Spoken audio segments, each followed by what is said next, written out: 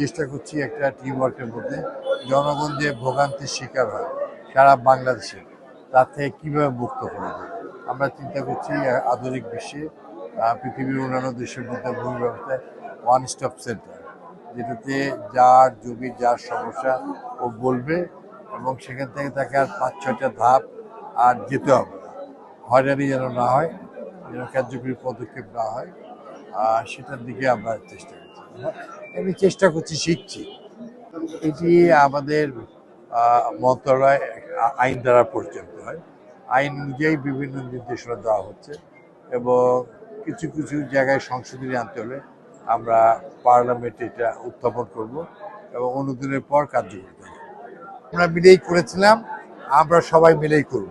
এখানে কোনো দলমত নাই, নির্বাচিত প্রতিনিধি হয়ে গেলে সবার হয়। আমি সেই দিক দিয়েই চিন্তা করি। আমরা রাজশাহী মানুষের প্রত্যাশা কর্মসংস্থান, আইটি সেক্টরে এবং শিল্প, উত্তর পূর্ব দিকে শিল্প এলাকা গঠনের।